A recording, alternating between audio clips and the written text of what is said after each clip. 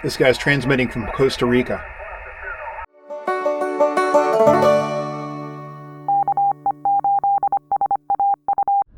Hey, welcome. We are headed to Alum Creek State Park for a little field day excursion. Yes, it's a ham radio weekend. At least some of it will be that way. And the rest is going to be me testing out, just driving about 45 miles north of where I live and taking the camper for a bit of a spin without the motorcycles. So gonna do some radioing and some camping and probably sleeping in the rain and checking out Alum Creek State Park. It'll be my first state park excursion with the camper. So registering for it and going up and checking in and all of that is a process that's new to me. So we're going to give that a try this weekend. So it is, what is the date? Is Friday the 26th, and we're heading up there this afternoon. So check in and we'll see how it goes. Okie dokie, I am all set up and I've got my radios configured. I've got my antenna put up and playing around with FT8. So if you're familiar with radio, FT8 is a digital mode that allows you to use a laptop with a digital interface and a radio, and allows you to do digital communications using very little power, and it cuts through a lot of noise and allows you to get out pretty darn far. Here in my camp setup, we've got some snacks and a little bit of food going on, and then if we have a look real quick, we can take a look at my antenna outside amidst the mosquitoes, which are really pretty bad. You can see here I've got an antenna clear off in the distance and a line that pulls that out, and I am running about 100 watts just trying to push through on 10 meters. Not having a whole lot of success with that right now, but I did make several contacts on 40 meters as well as some on 20 meters. So I'm going to play around a little bit more and see what I get. Well, I'm actually making contacts. The radio is not as good as my DX Commander at home, but you can hear the voice in the background that I'm spotting a bunch of DX contacts, and I'm actually making a bunch of them. I am logging them.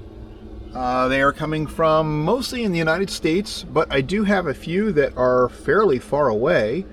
Let's have a look here at my log. And I've got England, Congo, what do we got here? Texas, Indiana, Pennsylvania. So yeah, I'm pulling some down. That antenna back there is not the best, but it is good enough for today. We'll play around some more.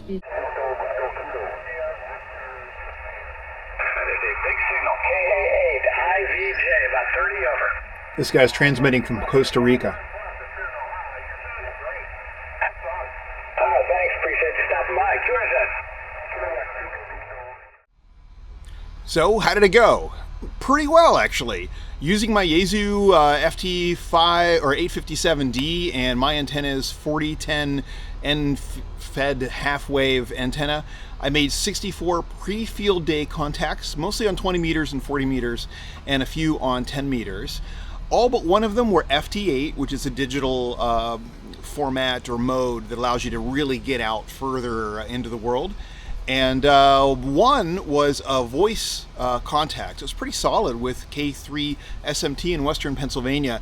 I especially enjoyed that one because I was able to break through a bit of a pileup and have a real good exchange back and forth with him. I then ran 5 field day FT8 QSOs on battery power, and that was pretty cool because I knew that I could do it, but just unplugging everything and running the radio and using the antenna simulated me being in the camper without any kind of shore power or additional assistance. And I could have set up my solar power at the time as well, but I just didn't need to. What's cool is that helps to qualify for some additional scoring for field day. But anyway, I wrapped up and went on home, and then Sunday I was able to get another 44 FT8 QSOs on mains power in my shack using an FTDX10 and a DX Commander antenna. The process to log and submit all of those results was definitely a thing on its own, but I figured it out, and my preliminary score was 344 after partial class, transmit power, natural power, and web submission bonuses. Pretty happy results, and I'm definitely going to participate again. And in fact, I will probably take up POTA, Parks on the Air, in the near future. I've got an ID created and I'm waiting for approval. It was neat. The field day exercise is intended to give folks a chance to test their radio equipment in kind of real world conditions, especially if you operate away from your home.